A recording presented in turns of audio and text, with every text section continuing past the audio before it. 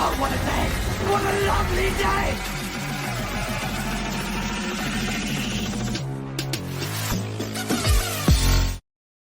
Welcome to Flat Earth Debate Live. I'm your host Nathan Oakley, and if you are new to this channel, or you've not done so already, then be sure to subscribe, hit the bell notification icon and join button if you'd like to become a Nathan Oakley 1980 channel member and keep up to date with the Flat Earth Debate. If you'd like to support the channel, there is a super chat that runs alongside each of these shows while they are live, and there's also a PayPal, Patreon and crypto link in the info box below the video. Most importantly, if you'd like to join the discussion, simply mute the page you are currently watching, then click the link in the info box below this video to join the panel and express your views on the nature of Earth. If you do join, please don't swear. If you do, you'll be ejected, and if you are, please don't try to rejoin the stream using sock accounts. You'll be warmly welcomed back on the next stream. Please also share the show on social media. Sharing the show obviously increases the live audience, but this in turn increases the chances of a more diverse panel. So please share the show on Facebook and Twitter. And one last time, if you're new to the channel or you've not done so already, then be sure to subscribe, hit the bell notification icon and join button to keep up to date with the Flat Earth Debate. Now we are joined by 10th Man, Neil, Flatsoid, Paul, Sleeping Warrior, and a whole bunch of people in Discord. So welcome one and all. Happy Wednesday. Good morning. Hey, Oh, good when morning. my brew. Hello from South Africa. Any evidence of a physical geometric sphere edge horizon, formerly known as Earth curvature? Not even from their model. They can't even measure it. Okay, everyone's off mute in Discord, so I expect some participation. Any evidence of axial rotation of the Earth-based variety? None that can be observed or measured. No, you only see the sun moving, definitely not the Earth. Go on, Stagoli, or however you say your name. Stagger Lee, yep, no rotation. No rotation over here, Nathan. Thank you for participating from Discord. I'm feeling rough today. I hope you all chat a lot. Okay, let's move on. Any evidence of the distance to the sun? Oh, That shiny light thing. No? That's the one. Any evidence of the distance to it? What is how it? about what is it? I'm not interested in what it is or how we can worship it. Just the distance. But how can No. you measure a distance to something that's not tangible? I don't know. Well, there's an assumption that Venus is the same size as a presupposed spherical Earth, so they can apply Kepler's third law of interplanetary motion and get all the scale, distances, and sizes of these things, including the size of the sun. But we don't make such an assertion. It's nonsense, right? They're just lights in the sky. Well, you have to assume so many things in order to get their so-called 93 million mile distance, but it's all based on assumption. So no actual evidence of the distance to the sun. Go on, Danger Mouse.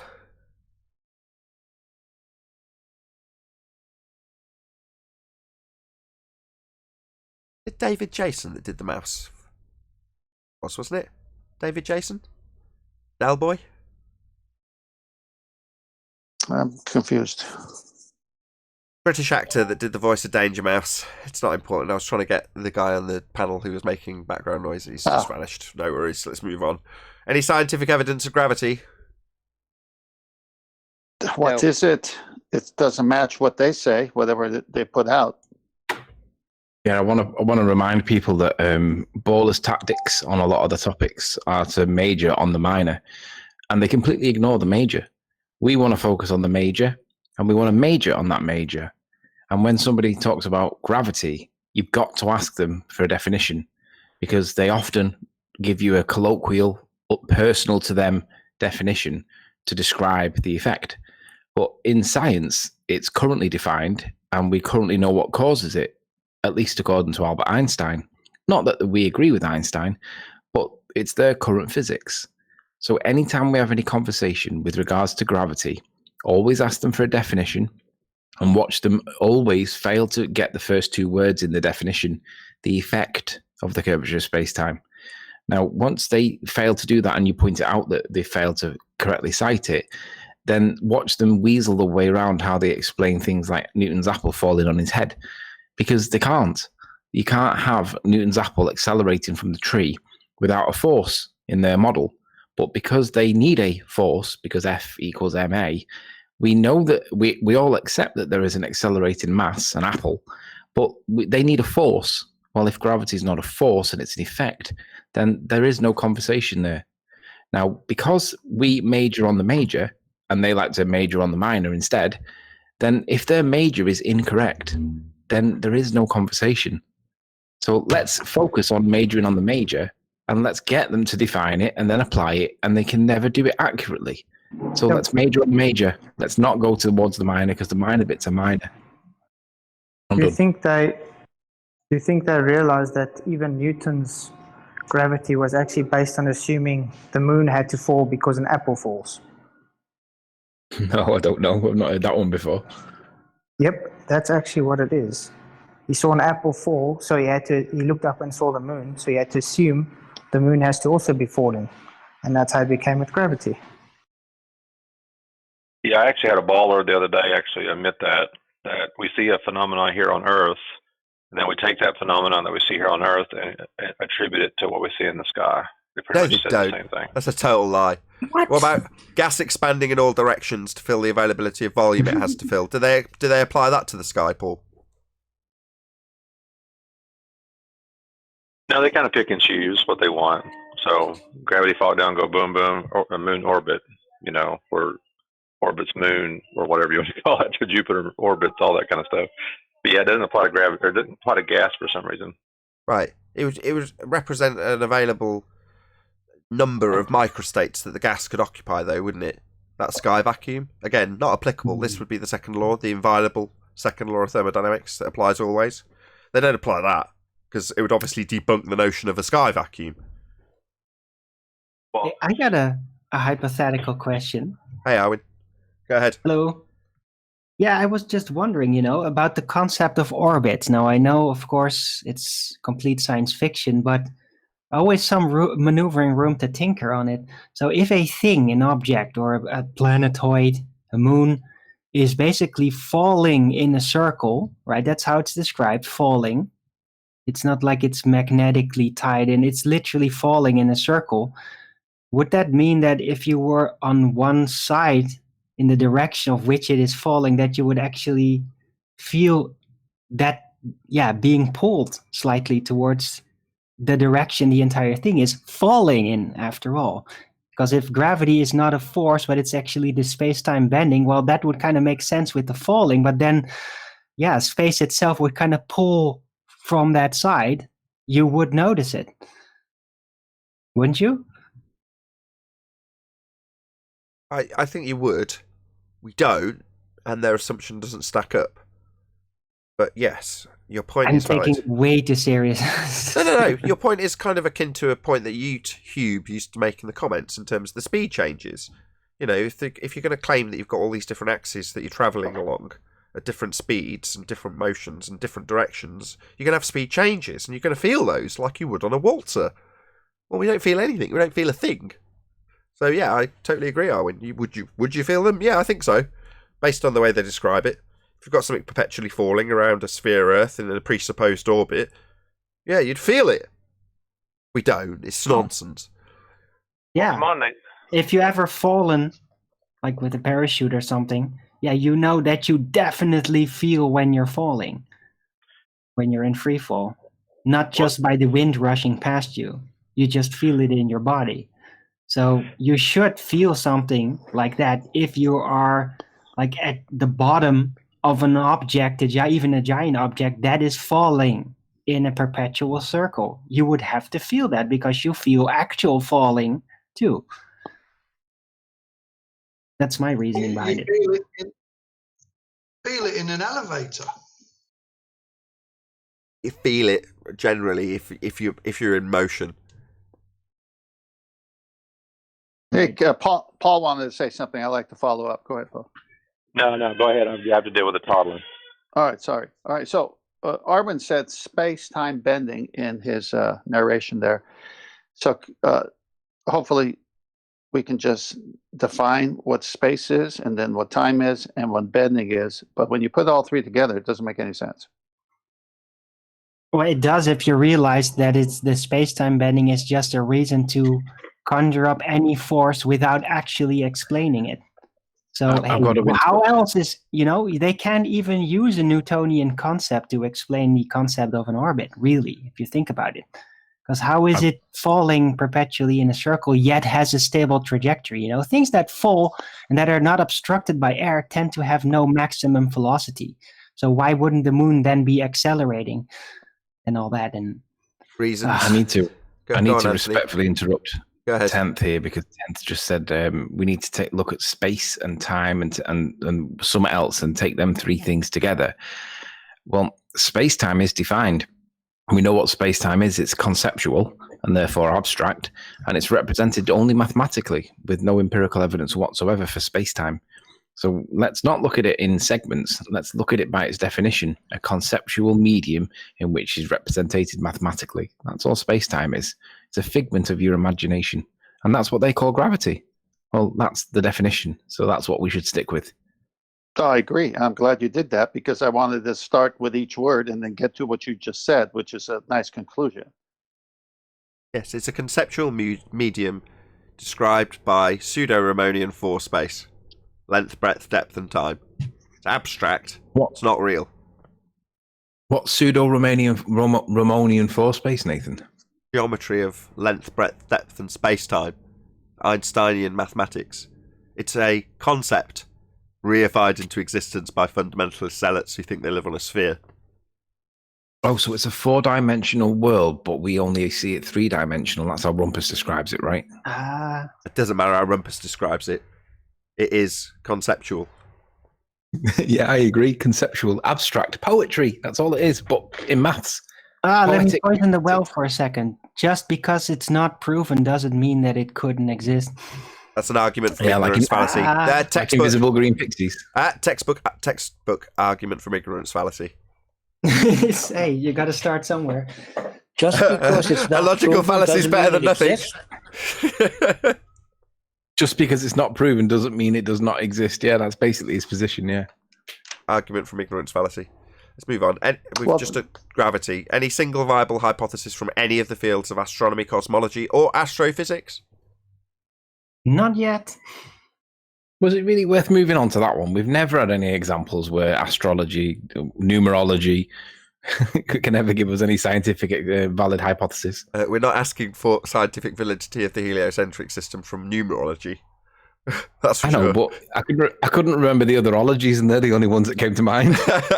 Tony, a field of knowledge cannot give you anything. It has to be the people that do that do the astronomy. They could potentially apply science. They just don't. But they could. Absolutely. That's right. Something. That's spot on, Arwin. Not only are they under the banner of science, and they call themselves science, and they claim they're doing science, and they claim scientific validity, they could actually do science if they applied themselves, but we won't even get a valid hypothesis out of them. They're observing natural phenomena, so they should be able to formulate a hypothesis with an independent and dependent variable, i.e. do science. They just don't. That's why we're asking. What whole body of science proves we're on a sphere? These fields of astronomy prove spherical nature of Earth? Photographs from a second law of thermodynamics violation? Sky vacuum? Right, okay, you want to call yourself science? Give us science! For the globe! Not unreasonable. You're claiming you've got science. All your branches that make the claims about it are called science. So give us it. We want it now. But I don't know. Science doesn't prove anything, or better phrased, science doesn't prove anything they do. Their science doesn't prove anything they claim because they don't have science. Therefore, their declarations, when claimed to be science, are also defined as pseudoscience, a claim of science where non-application of the scientific method is all they have. They don't apply the scientific method, they claim it's science, therefore, by definition, pseudoscience. So your astronomers are pseudoscientists by definition. So you're saying pseudoscience proves the heliocentric model in their... Correct. But they had they had a lab coat on. They said it's science. Yeah, that's right. Exactly. Whoever said that, I don't know who it was. Was it Neil? Yes. When they say science proves the globe, what they actually mean is pseudoscience is going to be claimed as proof of the globe. And then when we debunk it, they say science doesn't prove anything. Yeah, it does. Scurvy. Don't need to say anything else. Look it up. Science absolutely proves cause and effect relationships if you validate a hypothesis. That's what it's for. Proving cause. So it definitely does. It's all it does. That's its only purpose, to prove things. So therefore, when they declare... Hold on. When they declare science doesn't prove things, what they're actually saying is our pseudoscience, just so bullshit stories, don't actually prove anything and are not science. Even though we claimed they were. They don't have any science. I had a baller a few weeks ago tell me that there's multiple causes of scurvy. Multiple. And I was like, well, tell them to me. Come on, tell me the multiple causes of scurvy, please.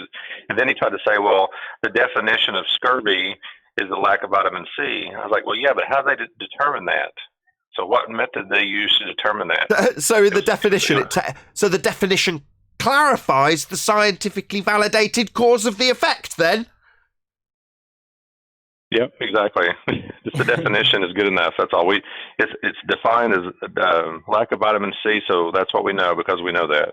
But wait a minute, how did they determine that that was the cause? And now that we can say that it's the lack of vitamin C, how did we do that?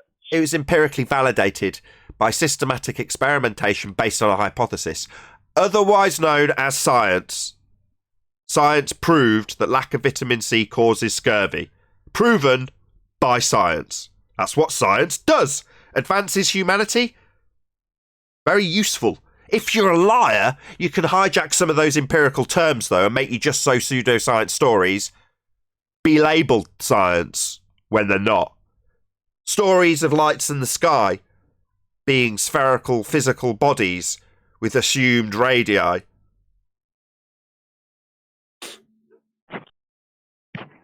Can I ask a question? Roscoe, my good man, of course you can. My question is, what happens when a baller says, well, what's your science to claim that the Earth's flat? The burden of proof reversal fallacy. I make no claims of any science specifically. Anthony does. He's done an experiment. I don't. So unless I'm actually making a claim, who cares? We're not making claims of science. Burden of proof reversal fallacy. What's my science? I haven't claimed any. You, on the other hand, have. You've got entire institutions bannered as being science that make up stories, talk about science, hijack the empirical nature, and tell us we're on a ball. We don't do that.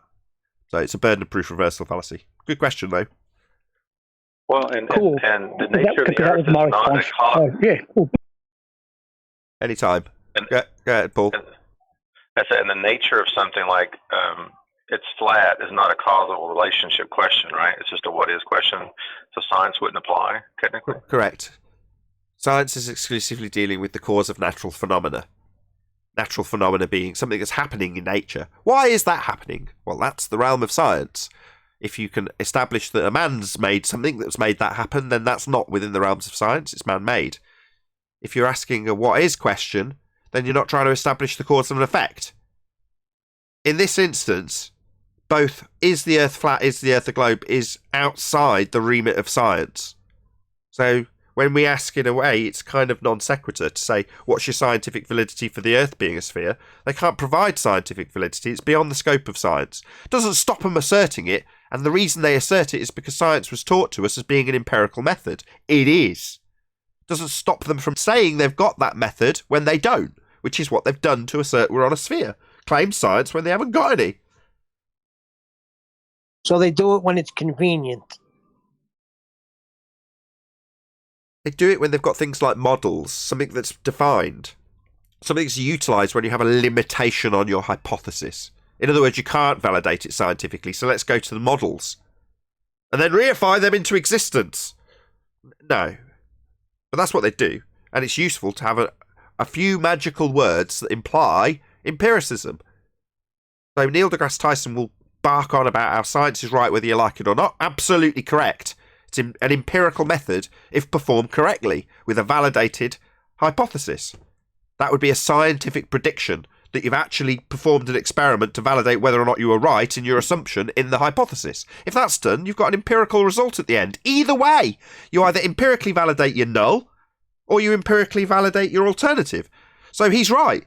But then he'll babble on about what the lights in the sky are with absolutely zero scientific validity being offered, but under the banner of science whilst telling you about how right science is. Because he's hijacking it. Well, as discussed in the pre-show, if you're going to do real science and you say to everyone you did real science, but you violate a natural law, you didn't do real science. Yeah, the pseudoscience stories often stand in violation of natural law. Spot on. Sorry, go ahead, Paul, or whoever that was. Anthony. Can you imagine a baller if he was trying to... Go on, Paul. Nobody interrupted you. Oh, I could hear myself coming back. Can you imagine a baller if he was trying to prove something in court, right? Imagine just say, for instance, that Nathan went into a shop. He sneakily stuck a Mars bar in his pocket and left, right? I told you not to tell anyone about that! Every normal person in the world would realise that he stole the Mars bar, right? But imagine if a baller was trying to prove that Nathan stole the Mars bar, right? And he didn't like adhering to the definitions of words, or he didn't like being precise with his language. He would say something like, yeah, Nathan went in and nicked this Mars bar, and everybody would agree with him, that's what he did. But you're not demonstrating it legally that Nathan did actually nick the Mars bar. A flat earther would go into court and say, Nathan Oakley is charged with theft under Section 1 of the Theft Act 1968 because he dishonestly appropriated property belonging to another with the intention of permanently depriving the other thereof it. Thief and steal should be construed accordingly. And then you would then give the evidence that shows that Nathan did actually steal the Mars bar. You would satisfy all the elements of the offence, and then you would ask the magistrates to convict Nathan of the offence because all the elements were satisfied. Ballers go in and just say, yeah, we can see you nicked the Mars bar. No actual reference to the citations, no reference to any law, no reference to evidence, just describing it as their colloquial understanding for what they believe was theft. Now, both positions would be correct, but one of them's going to win in court, the other one's not going to win in court, and the one that's not going to win is the one that fails to prove the case, because you've got to prove that your case is true. So you've got to prove that Nathan did actually steal the Mars bar. You can't just colloquially, flippantly describe it. Even though you're right, you wouldn't actually get because you've got to prove your case is true. Whereas the flat earther would go in, eloquently describe the definition, cite all the required evidence, satisfy every element of the burden of proof against you, and then rely on the defence not being able to prove it. But ballers can't do that. They've got to colloquially describe stuff with wishy-washy, nasty, meaningless words that can be twisted into anything that they want because they don't like the definitions of words, because it undoes their religion. So let's stick to the definitions, because that's where it all undoes in everything against them. Anthony, there's only one hole in your beautiful sentences that you put together, strung together. Nathan would never be caught stealing a heliocentric candy bar. Heliocentric, as in Mars bar. Yeah. Yeah, the Mars bar was conceptual. It doesn't actually exist.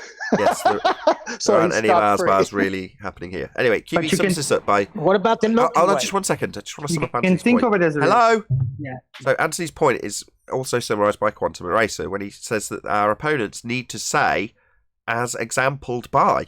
So they'll throw out what is known as a baseless assertion, and they won't back it with anything. They won't give you an example, they won't give you a citation, they'll just throw it out there. And if you challenge it, debunk it, the next thing will get thrown out as a baseless assertion. Or scattergun 5 things at once. Yeah. Anthony's point being that when we have to describe things like, this will be the next housekeeping question, I'll ask it in a second, gas pressure without a container, and we're detailing something like a tyre, we would describe it as an open system, because eventually, because of the failure to have a perfect seal, the gas will eventually find its way out of the container. Now, while it still may be described as a container, you can't correctly describe it as a closed system, because it isn't. You would never have to top up your tyres. But we have to be hyper-specific as flat earthers when we're describing this stuff. Your average globe moron will just say, well, of course the sky's a vacuum, just go outside. That's the level we have to tolerate. But if it's relatively closed, Nathan, then it's closed. Relatively closed. This is a very binary thing, Paul. No. It's relatively closed, Nathan, and it's a relatively isolated system. Relatively So isolated, Open right? closed system. Come on. No, there are no isolated systems. So let's clear that up first of all. Isolated systems is an oversimplification used in the second law of thermodynamics to describe something that is applicable always and inviolable.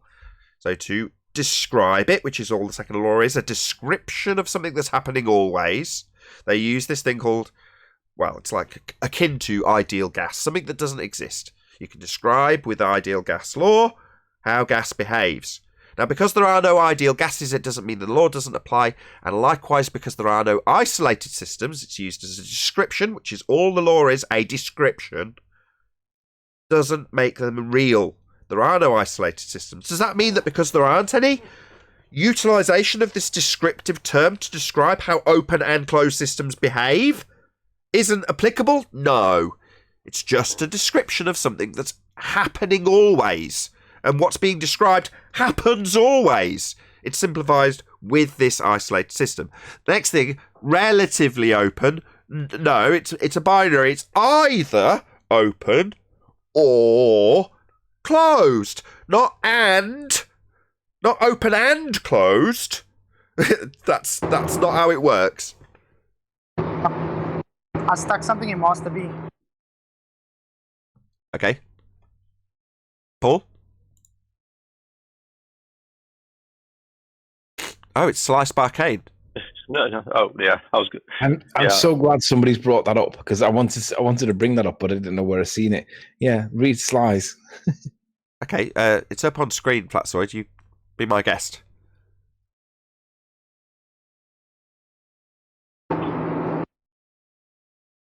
Sound It's of a bit difficult compressor. to talk right now. I was going to say, mic opens, sound of compressor noise. Thank you. You can't see it. Earth is a closed system that is open. Full stop. That's a violation of the law of non-contradiction. My car is a fast, slow car. Sly.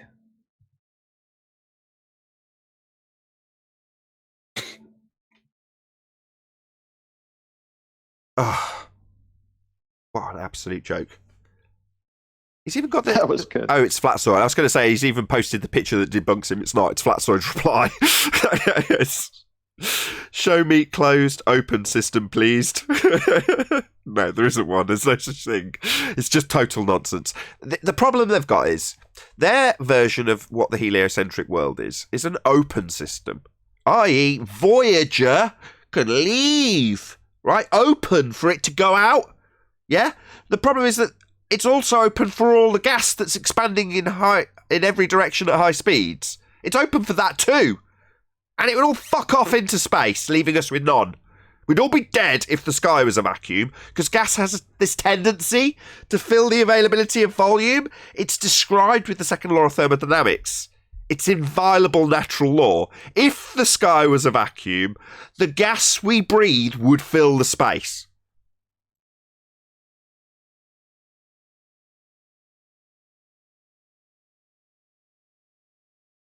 A long enough pause. Go on. Sorry. I'm not seeing YouTube in chat, but normally he's got really good citations for things that have been said in previous Hangouts. But I remember this came up with Rumpus, and it was back in the days when right after the egg test, and I remember he had this like pinky purpley coloured background on his thing, and he was talking about how the egg could move up, down, left, right, or whatever. And I asked him what would happen if you injected into a vacuum some hydrogen. Would it pool on the floor or would it fill the volume? I can't find the Hangout, and I can't actually remember what his answer was, but I'd love to go back to that Hangout if anybody knows where that Hangout was, because I'd love to hear what he actually said in answer to that question, because he did answer it, and I remember not knowing what the answer would be and just speculating either way. I could see it both ways.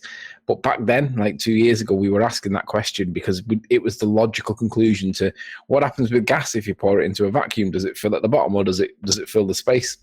I'm sure he said it filled the space, but I don't know where that reference is. So if anybody does know where that was, do let us know, because I'd love to hear his answer to see whether or not he contradicts himself now, because I'm sure he does.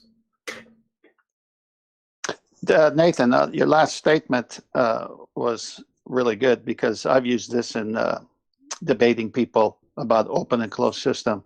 So the Voyager, to leave the heliocentric model, has to be in an open system or else it can't leave. So obviously anything other than open destroys them if they say it's open and closed. So that's out. So it has to be open in their model. Also, that applies to the ISS in space. So then, of course, logic. So then the gas we breathe would also fill that available space because there's nothing holding it back, and gas goes in all different vectors at high speeds.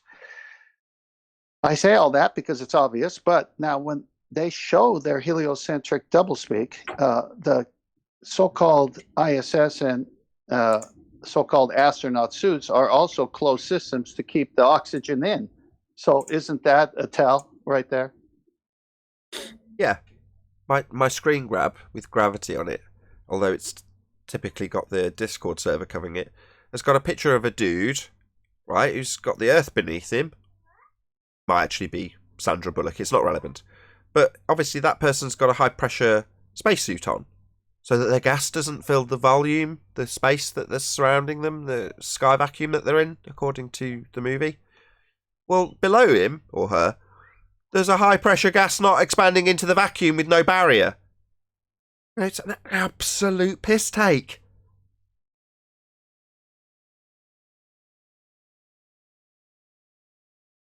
We exhausted this gas pressure without a container housekeeping question? If so, I'll move on. I don't think it ever gets exhausted. Oh, no, I don't mean permanently exhausted. I just mean for this particular show. We might go back onto it after the housekeeping finishes. Any evidence of a self-perpetuating molten iron core at the centre of a presupposed spherical Earth? Just a hole about, 10 kilometres? 12 kilometres, about 8 miles deep, that's it. That's as far as they've got the evidence.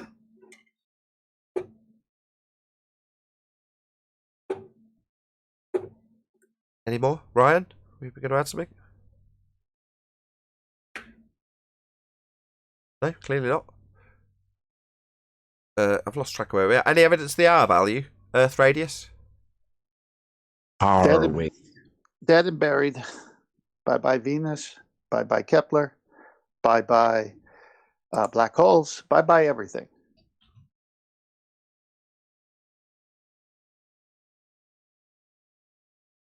I think that's it. Have I covered all the housekeeping questions? I think I have. I think so, yeah. That's it. That concludes housekeeping. Woohoo! Woohoo! But yeah, the line is still drawn in the sand, Anthony, in terms of the 105-year out-of-date rhetoric. I want to keep reminding people of that in case, obviously, at some point there's going to be a fundy that comes in. It's been very quiet recently for whatever reason. But when they're like, you won't even hear out their argument. No, we've drawn a line in the sand in terms of Newtonian gravity. And at this point, only because I'm parroting what QE has said in the past many times, it's not really fair to call it Newtonian gravity. He did not want that shit ascribed to him. So, given that he didn't want it ascribed to his name, we'll call it what it is. Reverend John Michel, CV Boys, Cavendish gravity. That's what we're drawing a line in the sand and saying, no, it's nonsense. It's been superseded. It's not like this is a new turn of events. It's 105 years, nearly 106 years out of date.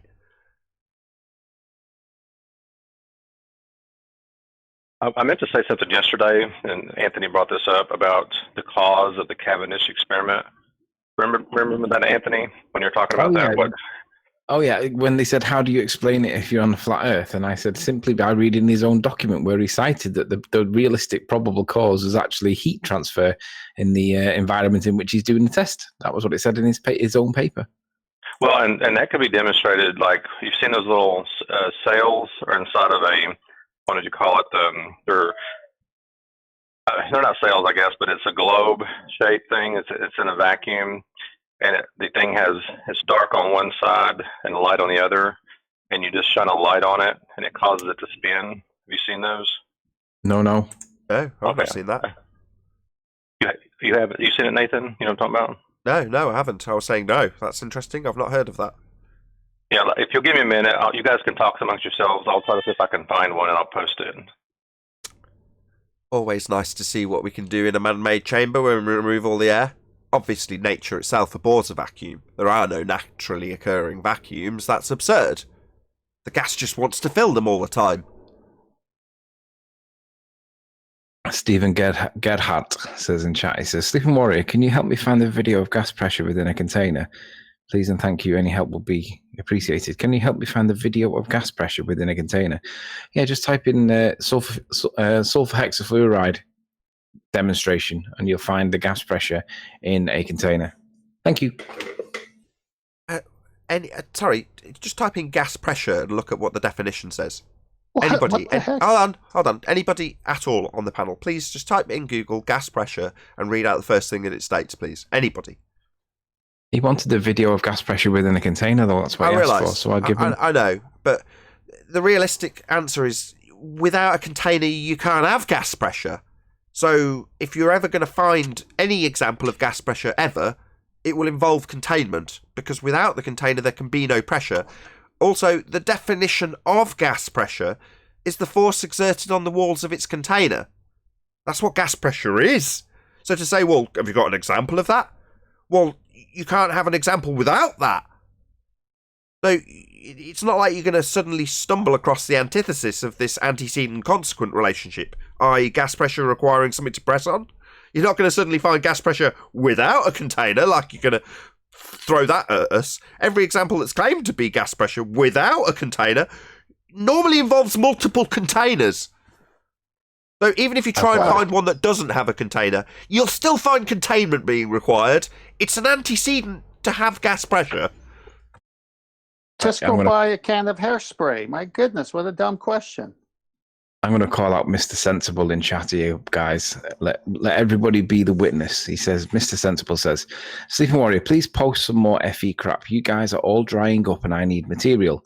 Okay, so here's some FE crap for you, Mr. Sensible. Blue Marble Science, affectionately known as Hillbilly Blue Balls, is trying to recreate the Cavendish experiment. With accurate definition and citation, please cite the definition of gravity that he's hoping to prove and demonstrate that you understand that what he's trying to demonstrate is not antiquated science, because it is, and show us how it's consistent with the current scientific position with regards to gravity, the curvature of space-time. I'm not going to do that from the chat. I look forward to your video. So hold on. Look, can we, guys in Discord, can you clear a gap so that if he wants to address this, he can? Because there's no way he's going to be able to address all that from a chat box, is he, Anthony? No, he can do a video. So Hillbilly Blue Balls is doing a video on an hold on. That's not fair. Look, can a few of you be sacrificial and just drop if you're not saying much in the Discord server, so that at least if he wants to address it, so he doesn't have to go out of his way making a 10-hour video. There you go. There's a gap. If he wants to join, he can address it. If he does join, it'll just be Anthony and him talking, just to everyone else, so they're aware. There's a couple of gaps if he does. No pressure, you don't have to. There's no obligation, Mr. Sensible. But if that was me, I'd be like, hold on, I'm not going to spend 3 hours making a video to address this. That's not very fair.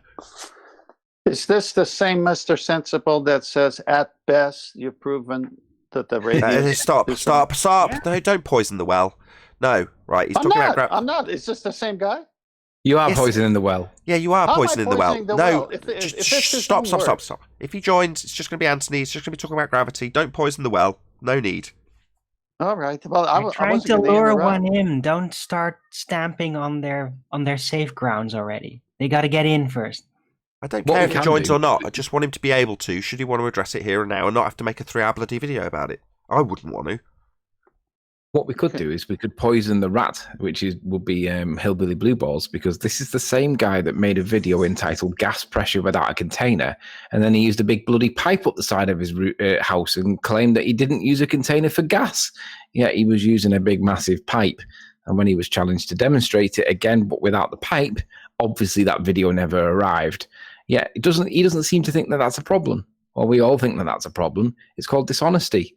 So now he's going to make his video on the Cavendish experiment, and he should entitle it consistently with his old video, Mass Attracting Mass Without a Force, because we know that gravity is not a force. So can I go there then, since I can't go to the other place? So isn't this the one that Danny Faulkner said, don't look at YouTube videos for your resource? Then he highlights Hillbilly Blue Balls for his resource. That was one of my favourite things ever. That was so epic.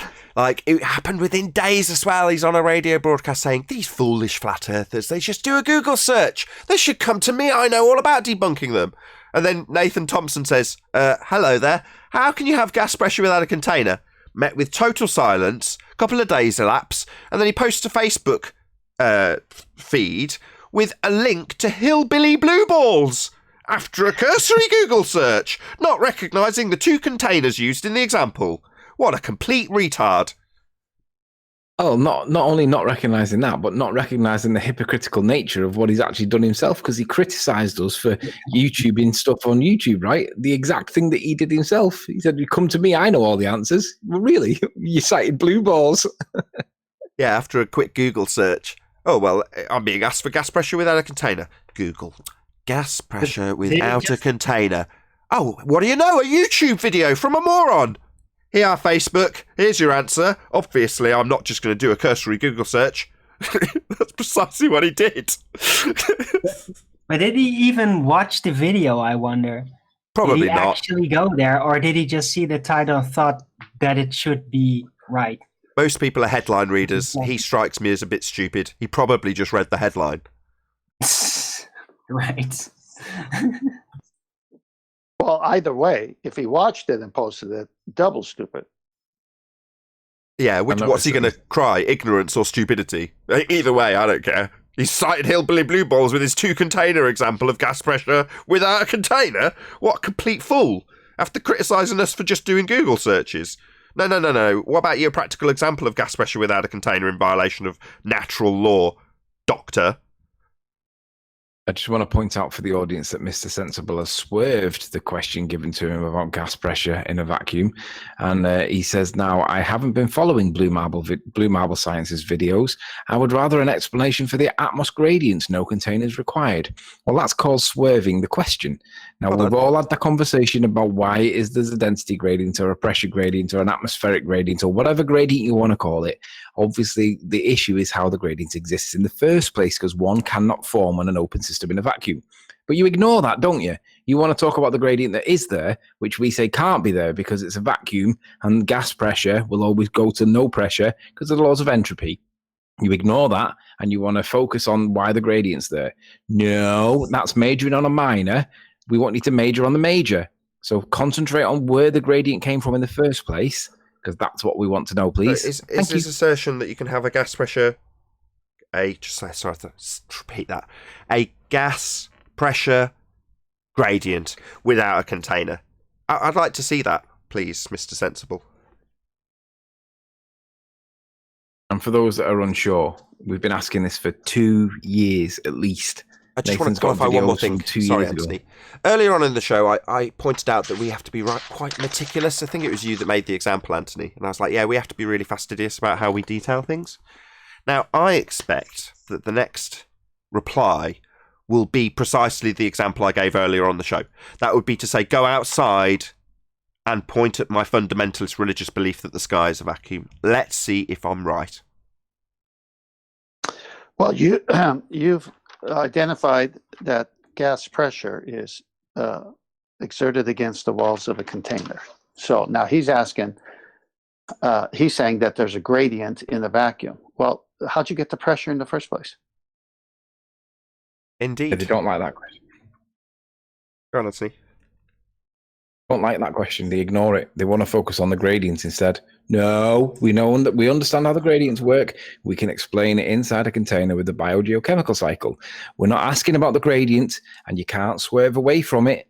Focus on the question that's being asked. Stop weaseling and address the question being asked, not the question you want it to be, the question that we're actually asking. Thank you.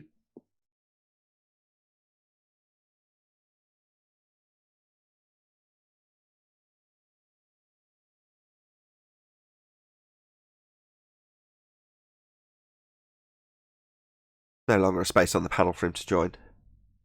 Yeah, it's just the typical same exact red herring that they all use. If we're asking for gas pressure without a container to assert a delta of gas pressure, a gas pressure gradient, well, that's still gas pressure. You'd still require containment for that. There is no examples of a gas pressure gradient without a container either. Now, their only rebuttal to that is to point at their fundamentalist religious zealot belief that the sky is a vacuum and say, just go outside. I believe that that's a vacuum in violation of natural law, therefore my fundy belief proves the sky is a vacuum. You mean there isn't a gradient space in Discord for him to join? It's all full? Yeah, it's full again. He had a chance. I don't think he wants to. Feel free to poison the well all you like. He's not going to join. He's too busy watching Sci-Fi Dan videos to think that he thinks it's beneath him to engage with us. But it's a free link every day, and he can join. He just chooses to go and regurgitate his nonsense to his controlled and captive audience without having a chance of fair rebuttal to convince his audience that we still live on a ball. Yet he can't even cite accurately the definition for gravity. He can't demonstrate gas pressure. He can calculate gas pressure in a vacuum. He can calculate the dispersal rate with the Boltzmann formula. But he doesn't question the fact that there's no supporting evidence to demonstrate that it's even possible. He glosses over that dishonestly because he knows that it's a problem. So that's why they do what they do. They sit there in chat, lurking like a troll, doing absolutely nothing. And when they have the opportunity, they then go back to their channel, tell their captive audience without any fair rebuttal, and usually misrepresent the facts that were stated anyway. It's just unbelievable, and most people can now see this, thankfully. Well, okay, so since you gave me permission, I'd like to get vindicated here. I was not poisoning the well when I correctly quoted him saying what he said. I would be poisoning the well if I incorrectly quoted him in a saying. No, poisoning the well is when you're critical of him before he joins, regardless. I wasn't. How could I be critical of him when I'm just saying what he said? Look, Paul's been waiting for ages. Night, right? God, I don't want to go through this. Look, fine, whatever. I'm sure you weren't intentionally poisoning the well. Paul, what's this? I had a chat last night with Jem and that, and he was saying, now instead of answering the question, how do you have a gas pressure container, he's trying to reverse the burden of proof by saying you can't prove that you can't have a gas pressure bag container. Therefore, you can't, unless you use a scientific method to prove that you can't have a gas pressure container, you can't ask that question. I goes, do you not understand the question? You're making the claim that we live in gas pressure next to a near perfect vacuum with a gas pressure gradient, like you said. And that's why we're asking you to prove that that's possible. And the fact that you can't prove it's not possible shows that it's a lie. It's an absolute lie, and now we're trying to reverse the burden of proof by saying, well, you need to prove that it can't be possible. No, you're the one who's making the claim that it is possible, so it's on you to do that. Your reply to that is, Tommy, your reply to that is you can't disprove an argument from ignorance. If I say there's no evidence that disproves the existence of unicorns, you can't, it's impossible for you to disprove that statement. So you call it out first and foremost as an argument from ignorance fallacy. You can't disprove this. There's no evidence to suggest it isn't real. No, that's an argument from ignorance fallacy. You've already identified the burden of proof reversal fallacy, but then the only thing to strap onto the end, just so you're fully armed, is you can't disprove an argument for ignorance. You can't prove me wrong when I say there's no evidence to disprove the existence of unicorns. How are you going to prove that negative distrue? You can't. Can't disprove an argument for ignorance. That's why they utilise it. It leaves you with a dead end. So you've got to be able to point it out. There is another way you can deal with that as well. You can say, well, assertions without evidence can be dismissed without evidence, applying Hitchens' razor. Because if I made an assertion that didn't have supporting evidence, what do you think they would do with that assertion? They would just use it against me and criticise me for it because I haven't got anything to support it. It's the same for that position. Just tell them that if you haven't got any supporting evidence, then we dismiss it. It's that simple. It just shows their dishonesty. Like if they just put their hands up and says, "Look, we can't demonstrate gas pressure without a container because it is a violation, and we can't do it." Just admit that you can't do it, and therefore that's the argument done. But they just want to be dishonest and do everything they possibly can to avoid answering the question and try to make out that the question's absurd. The question is due to your claim that it's been constructed because you've made a claim that we're living in a vacuum with a gas Yes, pressure that's gradient. spot on. That's but why we're the asking the reasoning, question. you're wrong in terms of the reason. You're spot on in terms of the arguments, though, Tommy. Absolutely spot on. But the reasoning is because of the 5 stages of loss. We have them up, they flash up every show, right? This is bargaining. They're bargaining with you, right? If they conceded, accepted that you can't have gas pressure without a container, that's a factual statement. Just point that out. You can't have gas pressure without a container. That's a fact. But if they were to concede that, what's the next step on those 5 stages of loss, the relinquishment of their globe belief? Well, it's depression.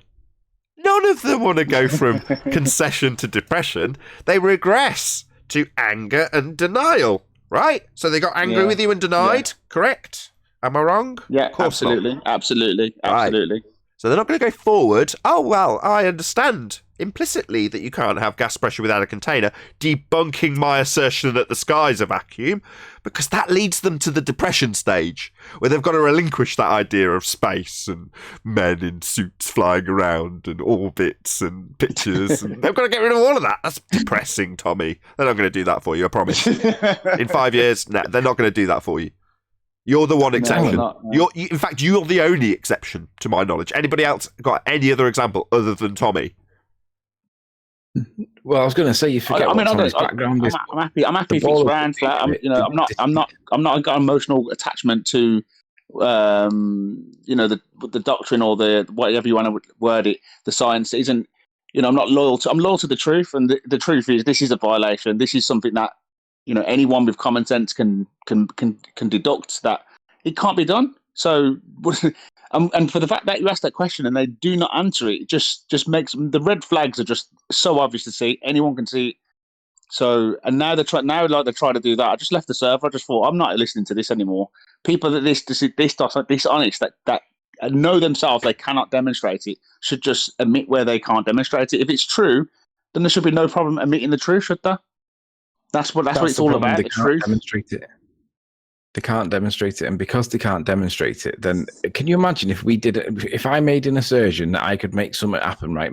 If I could make my egg move with changing the medium, and then I did it, and it didn't make the egg move, or I never even did it but believed it anyway, like when we're spitballing ideas back and forth, then them assertions are not true. They're just in your opinion, and that's right, what they would do. But Jeremy will never concede because he knows that he can't concede because, I don't know what the reason is. I'm not going to appeal to his motive fallacy, but Jeremy will never concede ever. There's something that can't be proven, and obviously you're saying the standards are much higher. And if we were to make such a declaration, but you used an example that you've offered some scientific validity for.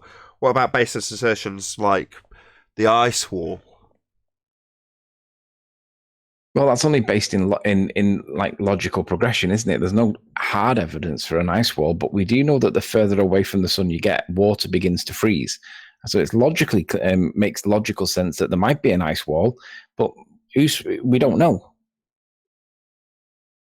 Well, it's logical to assume that we're contained, so it has to be a firmament. It has to be something that's containing it. If I can't see it, I don't without something.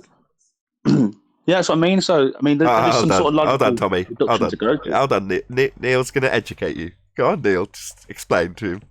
If I can't see it or it can't be proven, I do not assert it. Well, yeah, I'm not saying but the globe makes claims, doesn't it? That's the difference. The difference is they're making a claim that we are on a giant ball inside the space in a near perfect vacuum. Let's just reiterate this to Tommy. Prove a firmament. If I could say it without a cold, firmament. Prove it right now. Go. I wouldn't be able to prove it. You've claimed it, mate. You claimed it. No, I claimed that there must be. You claimed firmament. Gas pressure. You claimed firmament. I heard you, mate. Don't weasel your way out of that claim you've just made. No, I'm not. I'm saying you straight. Like that. I'm saying that if there's no gravity there, and we've got gas pressure, therefore there must be something holding it in. It's just an assumption. Not that I claim that it definitely you is. just said the same thing, but without the words firmament, which you said before. Like ice wall. It's one of those crazy claims no one's backing, right? Something to physically hold the gas in to give us gas pressure. Containment, yeah. You cover yourself when you say antecedent. It's an antecedent relationship. That's how you cover yourself. Okay. There is a way to describe the firmament, though. is using their standard of proof, and that is basically if it's written down somewhere, then it must be true because that would be considered to be science, right? Because someone's written it down. Well, there is a book, I can't remember what it's called, but it's got Bible. like commandments in it and stuff Bible. like that. No, of course I remember what it's called, you Burke. Yeah, I'm just making the point. I made you seem absurd in that moment, given that you've claimed, or at least planted the idea that I'm a thief of Mars bars. I don't feel unjustified here. No, I was just making the point. Hey, Chocolate. I'm just making the point that if it's written down somewhere, like peer review papers, that makes it true. Well, it is written down somewhere that there is something that we might call a firmament, and well, that's the same standard of proof that they've got stuff written down. No demonstrations that it's true, but at least we've got something written down like they have. So which one's the more credible? Well, at least they've got evidence for a bloody ark up the mountains of Ararat that you can argue whether there's the ark or not, but at least it's got something. What have you got for gravity or gas pressure? Nothing. Yeah, we give it names. Yes, you can call it Rakir, you can call it a firmament, you can call it a dome. Frankly, I couldn't care less. But here, obviously, we're held to a much higher standard. And we recognise that should we make any positive assertions in regards to what the sky is, the expectation is that we're going to back that with some sort of evidence, because we're demanding it. So why fall into the trap? Now, yeah, there's going to be people out there that label the fact we must have containment with a brand of containment, like Dome or Rakir or... Oh, yeah. Okay, I get you now. Perfect. Right, I've got your screen up, Paul. Hold on, Tommy. Here we go. I'm trying to get the menu button. I have to bounce between screens, and Jesse might be getting fussy here in a second. Just to be aware, this is what I was talking about. It's called a Cook's radiometer, and basically light hits it, and it causes it to rotate. It's in a partial vacuum, so there can't say air necessarily is the ultimate cause of it. It's the light that's hitting it. Either it's radiating heat or something about the light just causing it to rotate. So just something to back up what Anthony was saying. Okay. Definitely not science, but yeah, an interesting example. Hey, QE. Now, what if we could calculate this? Mr. Sensible, you and your neutral platforms agree to disagree in modern day debates. You want to go on there and baseless assert your way and rumpus everyone out of the discussion. That is not a neutral platform. That is not a debating platform, either of them. You friggin' clown show. So bring your 2015 disheveled bullshit in here, act like an adult, and you won't get muted. That excuse is so weak, right? Now, bring your yellow sign in here, and let's get to cases. Okay? Yeah, so what's happened, QE, is he's presented his argument from chat, and we've annihilated it. He's claimed gas pressure gradient is possible without containment, and we've moved on to, okay, we'd like to see gas pressure gradients without a container, given that it's a delta of the thing we're asking for. And from there, it's what? Need a neutral platform. Yeah, the words, I need a neutral platform, or you need to meet me on a neutral platform, are indicative of somebody who's lost. So it goes from, you assert we can have gas pressure without a container. Your way of asserting it is through gas pressure gradients, a delta of gas pressure, which still requires the antecedent of containment. There are no examples that don't have containment. You can't have gas pressure without a container. You can't have a gas pressure gradient without a container. It's ended with him being asked to show that. He can't.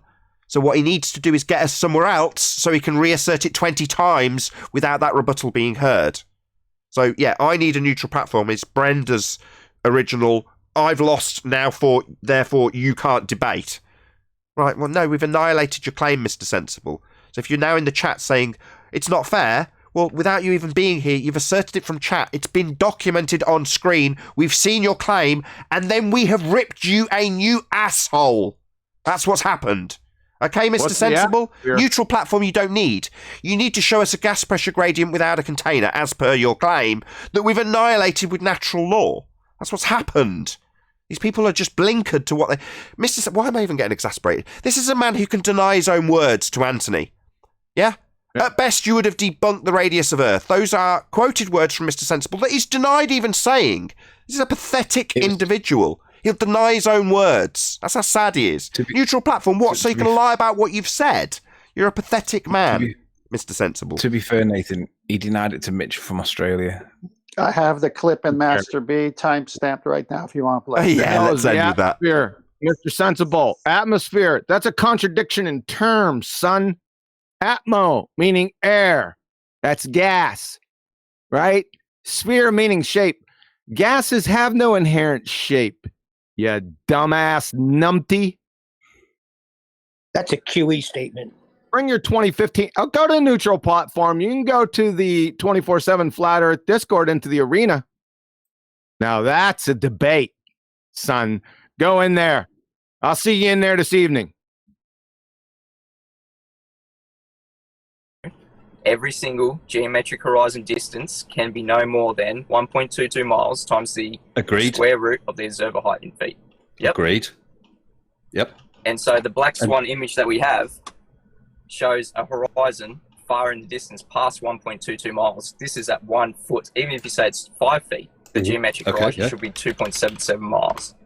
And so not Q, we do not have a geometric horizon at that distance. So not P, the Earth is not a globe of 3959 miles. Okay. So unless you assert that the globe has a bigger radius. Exactly. That's what I was going to say. At best, what you have done, if that was all correct, at best, you would have disproved the radius of the Earth. And with that, I'll say a huge, massive, enormous thank you, first and foremost, to both Discord and G+ panels for making today's live show possible. If you are watching on either Nathan Oakley 1980 or Nathan Oakley Premiering streams, then stay tuned, as there will be an after show to follow. I've been Nathan Oakley, and I'll see you all in the next video.